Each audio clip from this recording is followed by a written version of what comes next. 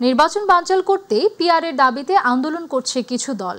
এতে ফ্যাসিস্টরা পুনর্বাসিত হবার সুযোগ পাবে ফ্যাসিবাদী ও অগণতান্ত্রিক শক্তি, এমন মন্তব্য করেছেন বিএনপির স্থায়ী কমিটির সদস্য সালাউদ্দিন আহমেদ। যারা হীন রাজনীতি করতে চায়, দেশের স্বার্থে তাদের সঠিক পথে আসার আহ্বান জানান এই বিএনপি নেতা। দুপুর ইঞ্জিনিয়ার্স ইনস্টিটিউশনে এক অনুষ্ঠানে তিনি এসব কথা বলেন। যারা বিগত 16 বছরে ফ্যাসিবাদকে বাতাস করেছে, তারা কিভাবে পিআর নিয়ে আন্দোলন করছে সেই প্রশ্ন রাখেন সালাউদ্দিন আহমেদ।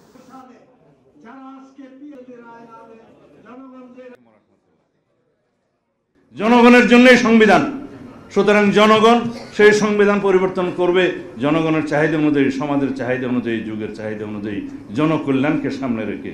সুতরাং আমরা যেন কেউ আবেগী না হই। সুতরাং আসুন নতুন সংবিধান বলি বা সংশোধিত সংবিধান বলি, গণপরিষদের মাধ্যমে বলি বা জাতীয় সংসদের মাধ্যমে বলি, ঘটনা তো একই। আমরা একটা কথাই বলি যে তাল ধপ করিয়া পড়িল নাকি পড়িয়া ধপ করিল, কথা তো একখানি। এই যে জনগণ ঐক্যমত্যে আসলো, সেই রাজনৈতিক দলগুলো ঐক্যমত্যে আসলো সংবিধানের কিছু বিষয় সংশোধনের জন্য, মৌলিক সংবিধান সংশোধনের জন্য, সেগুলো যেই প্রক্রিয়াই গ্রহণ করা হবে, সেই প্রক্রিয়াটা একটা সাংবিধানিক বৈধ এবং আইনানুগ প্রক্রিয়ার মাধ্যমেই হতে হবে। এটাই হচ্ছে আমাদের বক্তব্য। বিএনপির সিনিয়র যুগ্ম মহাসচিব রুহুল কবির রিজভী বলেছেন, জনগণ ভোট দিতে প্রস্তুত। বিএনপি আশা করে নির্বাচন কমিশন প্রস্তুতি গ্রহণ করেছে। সকালে ইঞ্জিনিয়ার্স অ্যাসোসিয়েশন অব বাংলাদেশের নবগঠিত কমিটির সদস্যদের নিয়ে জিয়াউর রহমানের সমাধিতে শ্রদ্ধা শেষে এ কথা বলেন তিনি। রিজভী বলেন, নতুন ইস্যু তৈরি করে জনগণের মাঝে বিভ্রান্তি ছড়ানোর চেষ্টা চলছে। ভ্রান্ত কথা বলে মিথ্যা পরিসংখ্যান দিয়ে জনগণকে বিভ্রান্ত করা যাবে না। গত 15 বছর কারা আপোষহীন লড়াই করেছে তা সাধারণ মানুষ জানে।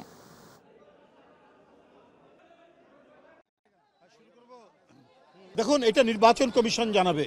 আমরা বারবার দাবি করেছি, তারা বলেছেন তারা প্রায় অনেকাংশেই তারা প্রস্তুতি গ্রহণ করেছেন। আমার মনে হয় যে সময় পেয়েছেন, এই সময়ের মধ্যে প্রস্তুতি গ্রহণ করা মোটেই কঠিন কোনো কাজ নয়। আমি আশা করি নির্বাচন কমিশন সেই প্রস্তুতি সম্পন্ন করেছেন এবং জনগণ তো প্রস্তুত, জনগণ তো ভোট দিতে প্রস্তুত। তো সুতরাং নতুন কোনো ইস্যু তৈরি করে জনমনকে এবং মানুষের চোখে বিভ্রান্ত করার যারা চেষ্টা করছেন, তারাও জনগণের কাছে আজকে ধরা খেয়ে যাবে। ধর্মের ভিত্তিতে বিভাজন দেখতে চায় না জামায়াত, এমন মন্তব্য করেছেন জামায়াতে ইসলামীর আমির ডক্টর শফিকুর রহমান। সকালে মগবাজারের আল ফালাহ মিলনায়তনে কেন্দ্রীয় উলামা কমিটি কর্তৃক আয়োজিত দাই ও ওয়ায়েজ সম্মেলনে প্রধান অতিথির বক্তব্যে জামায়াতের আমির এ মন্তব্য করেন। তিনি আরও বলেন, স্বাধীনতার 54 বছর পার হলেও মানবিক সমাজ গড়ে ওঠেনি, তবে আল্লাহ ভীরু আলেম শ্রেণীই পারে এ জাতির পথ দেখাতে, গড়ে তুলতে পারে অনন্য এক মানবিক সমাজ।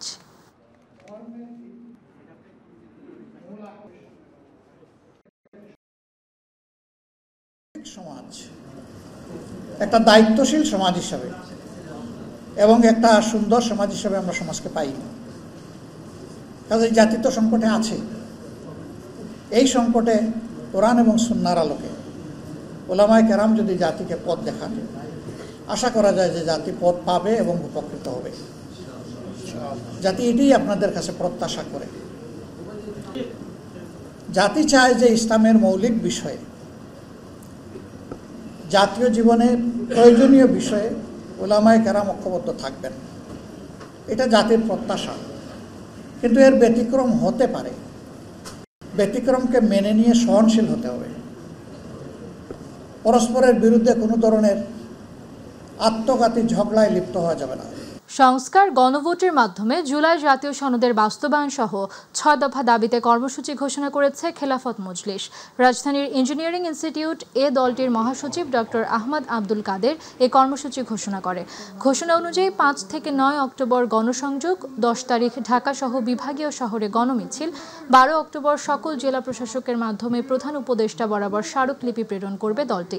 এর আগে সকালে আমিরে মজলিস মাওলানা আব্দুল বাসিত আজাদের সভাপতিত্বে 13শ জাতীয় সংসদ নির্বাচনকে সামনে রেখে মনোনীত সর্বমোট 256 জন সম্ভাব্য এমপি প্রার্থীদের নাম ঘোষণা করে খেলাফত মজলিস। কারো দিকে না তাকিয়ে জনগণের দাবির প্রেক্ষিতে এবং বেশিরভাগ দলের দাবির প্রেক্ষিতে জুলাই সনদকে আইনি ভিত্তি প্রদান করার দাবি জানাচ্ছি। আবার ঐক্যের চেষ্টা আমরা করছি। ঐক্য যদি হয় তাহলে তখন প্রেক্ষিতে বিচার করে আমরা মিটিং করে সমঝোতা করে ঠিক করবো। আজকে যারা ক্ষমতায় যেতে চায় তারা ক্ষমতায় যাওয়ার আগেই ইসলামের বিরুদ্ধে কথা বলছে বলে মন্তব্য করেছেন ইসলামী আন্দোলন বাংলাদেশের সিনিয়র নায়েবে আমির মুফতি সৈয়দ মোহাম্মদ ফয়জুল করিম। ঢাকা রিপোর্টার্স ইউনিটিতে এক গোল টেবিল বৈঠকের আয়োজন করে ইসলামী যুব আন্দোলন বাংলাদেশ। অনুষ্ঠানে প্রধান অতিথির বক্তব্যে এ কথা বলেন তিনি। বলেন, ৭১ পরবর্তী যারাই এ দেশ শাসন করেছে তারা কেউই ইসলামকে বাস্তবায়নের কথা চিন্তা করেনি।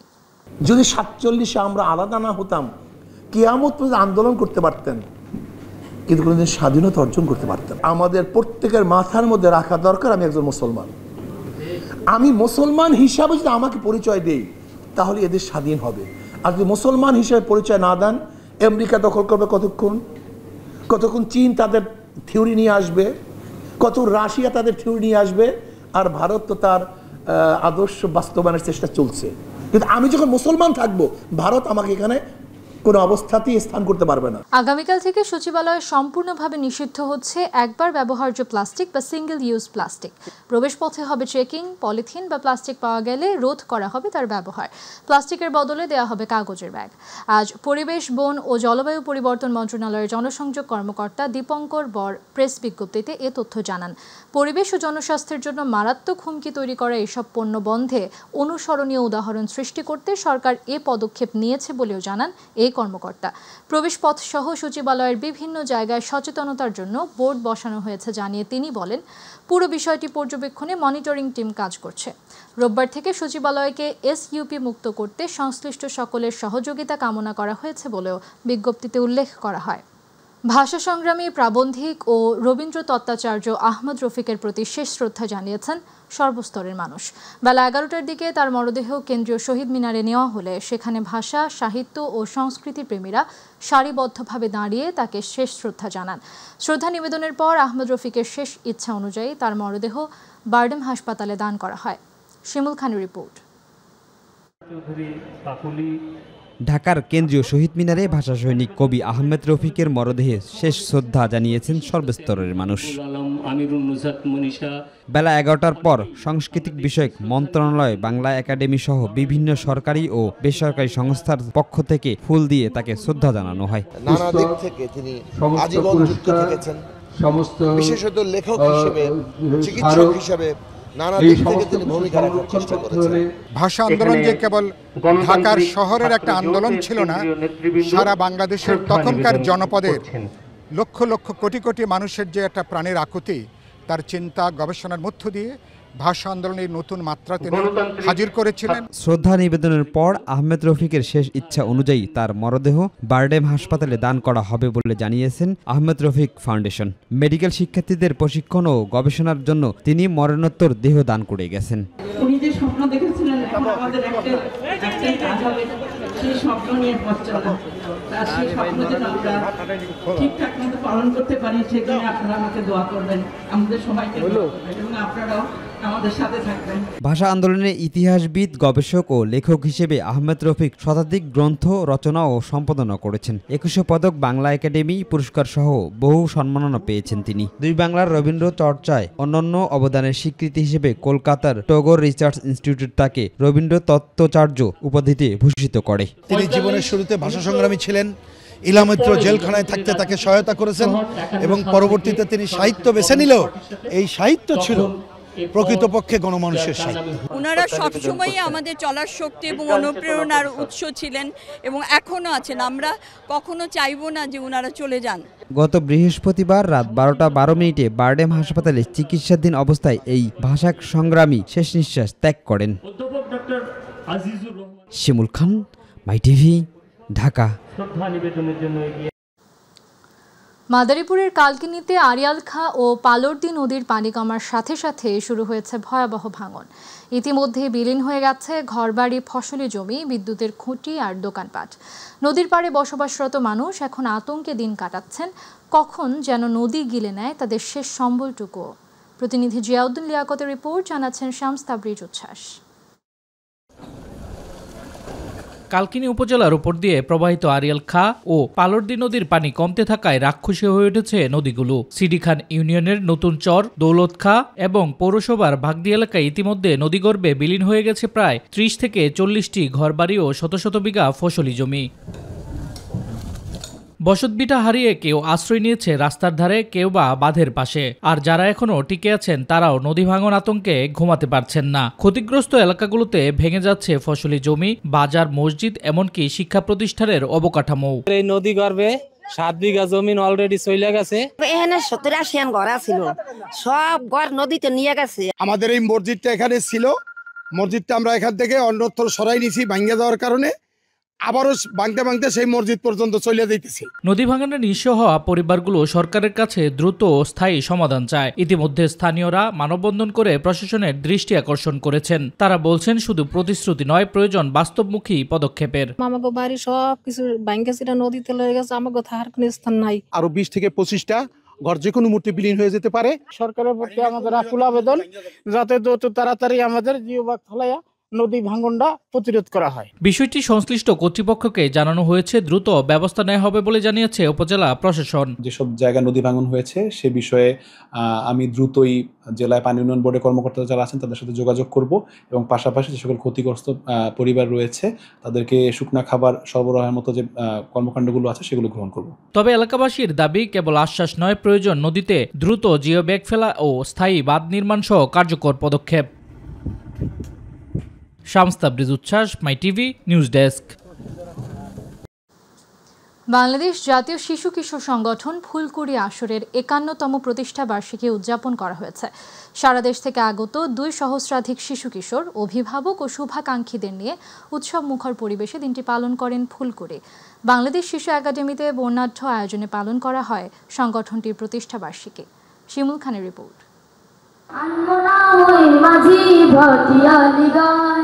মনোবল, সাহস আর হাতে রেখে হাত, নতুন স্বদেশে আনি আলোর প্রভাত। এই প্রতিপাদ্যে 51তম প্রতিষ্ঠা বার্ষিকী উদযাপন করল জাতীয় শিশু কিশোর সংগঠন ফুলকুড়ি।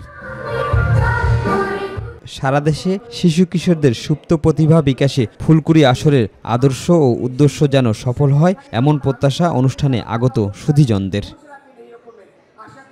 প্রতিষ্ঠাবার্ষিকী উপলক্ষে চিত্রাঙ্গন প্রতিযোগিতা, গল্প বলা প্রতিযোগিতা, 10তম জাতীয় শর্ট ফিল্ম ফেস্টিভ্যাল, বৃক্ষরোপণ সহ ভিন্ন ভিন্ন 11টি প্রতিযোগিতায় 250টিরও অধিক পুরস্কার প্রদান করা হয়। ফুলকুড়িতে এসে আমার সন্তান বেশ আলহামদুলিল্লাহ, সে একজন ভালো মানুষ হওয়ার অঙ্গীকার করছে।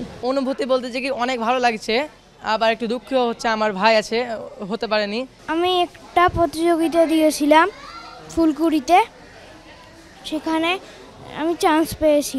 2024 সালের 5 আগস্ট নতুন করে নতুন বাংলাদেশের জন্ম হয়েছে।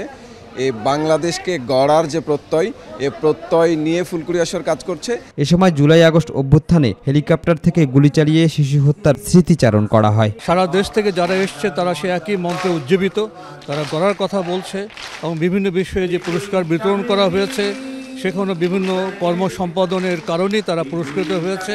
ফুলকুড়িতে সফলতা কামনা করার পাশাপাশি সংস্কৃতি বিকাশ ও সৃষ্টিশীলতা ছড়িয়ে দিতে সবাইকে এগিয়ে আসার আহ্বান জানান বিশিষ্টজনেরা।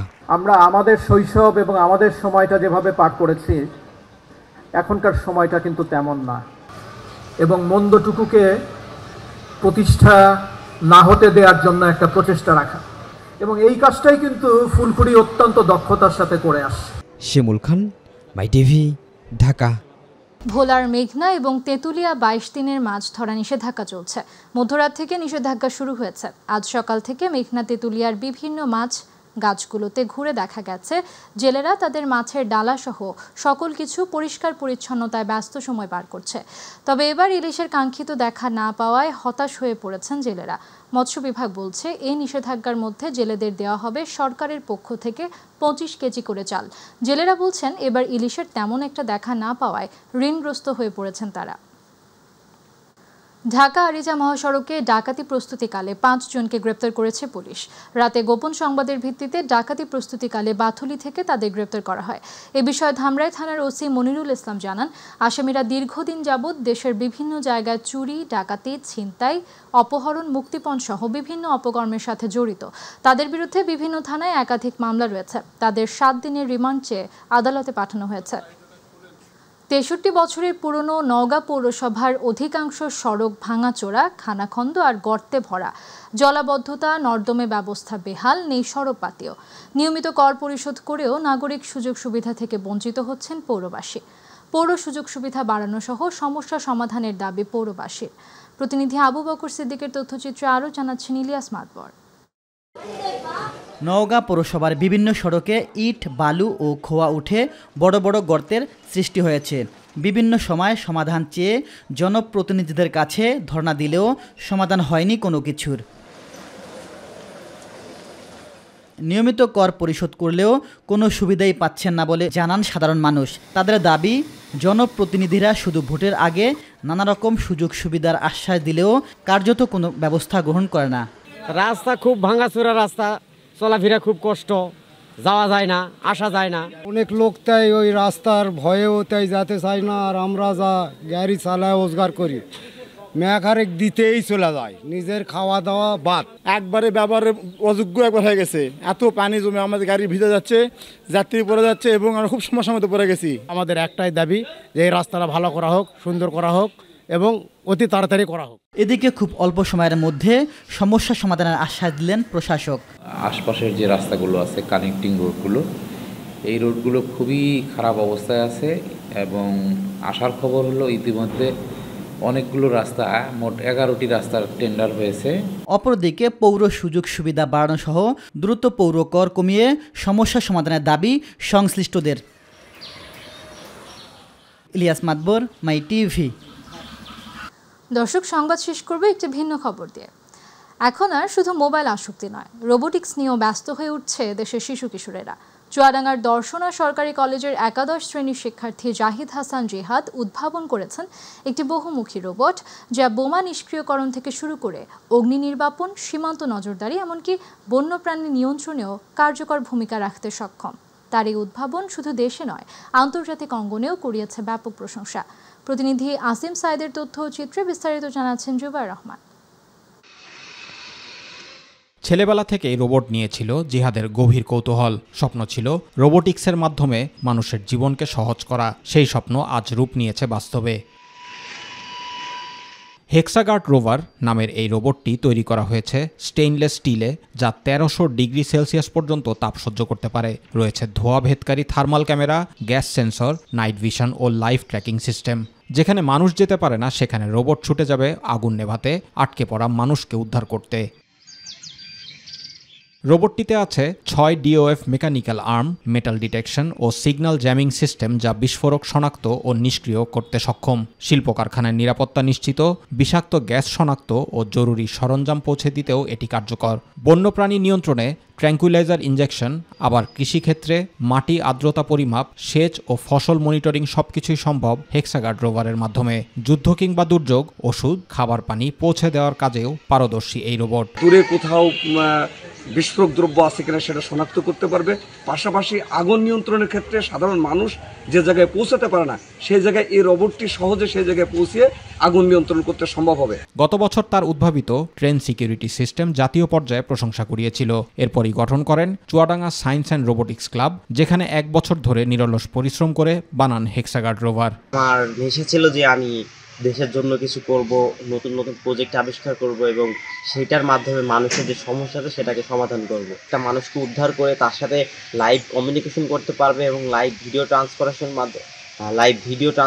মাধ্যমে কিন্তু আমরা তাকে দেখতে পাচ্ছি এবং তাকে উদ্ধারের কাজটা কিন্তু আমাদের জন্য আরও সহজ হয়ে যাচ্ছে। সম্প্রতি মালয়েশিয়ায় অনুষ্ঠিত ওয়ার্ল্ড ইনোভেশন কম্পিটিশন অ্যান্ড এক্সিবিশনে হেক্সাগার্ড রোভার বাংলাদেশকে এনে দিয়েছে স্বর্ণপদক। তার এই অর্জনে গর্বিত পরিবার, বন্ধুবান্ধব ও গোটা চুয়াডাঙ্গা। বাংলাদেশ থেকে সে চ্যাম্পিয়ন হয়ে মালয়েশিয়াতে সে স্বর্ণপদক নিয়ে এসছে। এটা বাংলাদেশের জন্য একটা গর্ব, আমি মা হিসাবে আমারও একটা গর্ব। রোবট আবিষ্কার করে সম্প্রতি স্বর্ণপদক পেয়েছে। তার এই অর্জন শুধু তার একার অর্জন না, আমাদের গ্রামের গর্ব। আমরা আশা করব যে সরকার এই জিহাদকে যাতে কাজে লাগিয়ে আমাদের দেশের জন্য। বর্তমানে প্রোটোটাইপ পর্যায়ে থাকলেও সঠিক সহায়তা পেলে হেক্সাগার্ড রোভার হয়ে উঠতে পারে দেশের প্রথম পূর্ণাঙ্গ মাল্টিপারপাস রোবট। এটি শুধু জিহাদের নয়, বাংলাদেশের গর্ব। জুবাইর রহমান, মাই টিভি নিউজ।